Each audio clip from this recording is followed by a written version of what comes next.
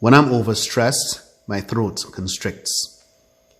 I close my eyes and try to swallow, and when I can't catch myself after the first or second try, my heart leaps, then gallops. The constriction travels past my collarbones, pulling inward from my shoulders toward the center of my chest. Breathing turns shallow, and I feel the constriction tightening in my gut, sinking, rooting at my navel. I clench my body for fear of spilling out. If I'm standing, I shift my stance from left to right, then back. If sitting, I move in my seat. I shake my feet, never loosening my core. I stretch my fingers and toes. It reminds me of a dream I had of my maternal grandfather's ghost and the visions I've had of my own untimely death, until I get pulled back into the everyday of it all. Panic is part of it, the debilitating normal of everyday life and the push to be in it, because however close to it or far from it we stand, there we are, in it. I'm 46 years old and a black man, a black mind in a black body, a cliche, endangered. I remember when I was 27, but only barely. I am considered an enemy of the state, as are you. I am in mourning. The constriction persists because, like you, I've managed so far to outlive the recent dead. And because I've managed to do this, I have the privilege of wrestling again with what it is supposed to mean that I and my people remain endangered. The privilege of living in terror, which is to say living while black. We remain endangered because we are black and because we dare to breathe in this world. Viewed still as a commodity to be processed in various ways, we breathe, and our constricted breath, or whatever might result from it, is a natural resource, our energy appearing infinitely renewable. Our suffocating is billable, as essential to the operation of this world as any other thing. This is a truth most self-evident to us. More so now, but it has always been this way. And because of this, I am overcome, beset by spirits and silences, haunted. This is how I know I'm not dead. The dead haunt, the living are haunted. I want a calculus that is a bit more divine, but damn.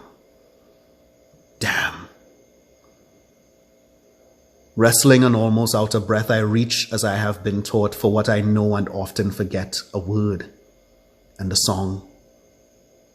Sing. See me through, Lord Jesus, see me through. See me through, Lord Jesus, see me through. There's a race that I must run, there's a victory to be won. See me through, Lord Jesus, see me through. See me through. A spiritual for my shaking spirit. For myself shaken in this moment by spirits. A song for another one of my people who know as we who remain know. The profane calculus of black life.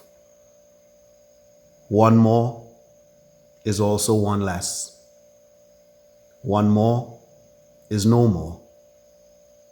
See me through before they see through me, before I am outlived and forgotten. See me through this silence to what I have missed, what I have failed in all my shadowy enlightenment to see. Show me what I have missed.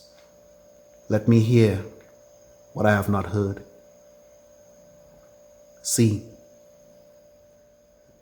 See his long, long face, his broad, broad nose, his thick, thick lips, his dark brown eyes, his black, black skin.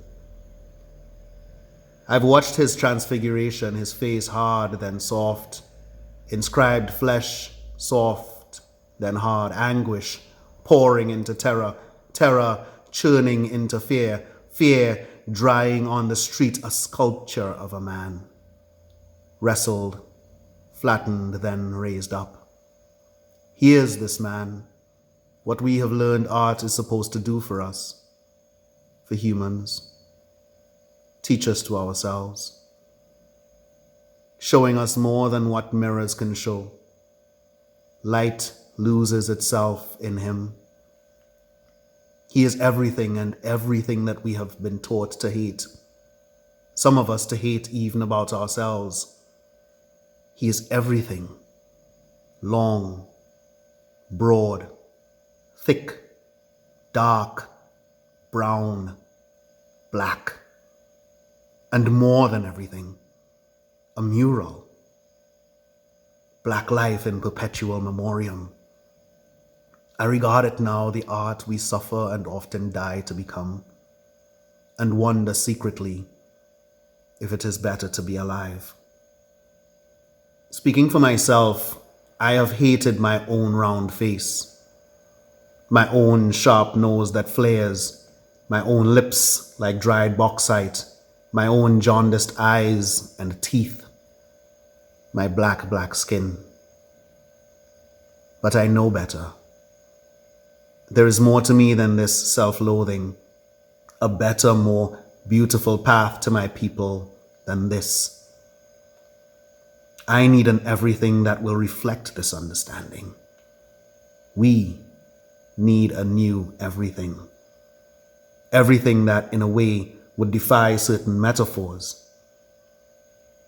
Understand that I'm not against metaphor in general, only the ones that make less of me to argue that I am more than I am. I am not, for instance, a beast with superhuman strength. My defiance of metaphor may be a superpower, a talent in need of parables and bodies to breathe life into them, but I am not superhuman. I am not subhuman either. I cannot claim either of those, not so I can claim the human in me. I am, like you, the thing itself, a human life in perpetual imagination of itself. And I wonder if this is what it means to exist in memoriam of a future that is better than this. I am made up, composed, but not a concept. Nor are you, for that matter. Nor is he. And yet, in his face I imagine the subtle crags and clefts of an ancient monolith. I might be forgiven for remembering a grand bushfire sweeping the breath of the low, sprawling hills I see on my way to visit my mother in San Fernando. The sun rising on me naked in Manzanilla, kissed and loved in the salt, sand in my mouth. No need for his lips for that, or his eyes to see. I have seen.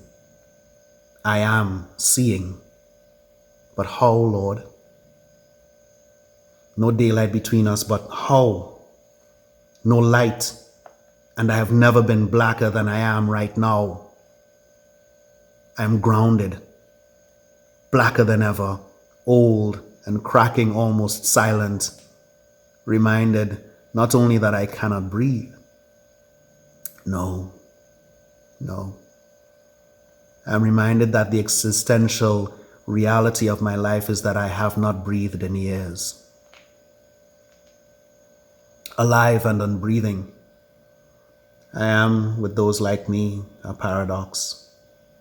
I squeeze through my own cracks, insisting as before I go, before light loses itself in me, and the sound decomposes in my throat.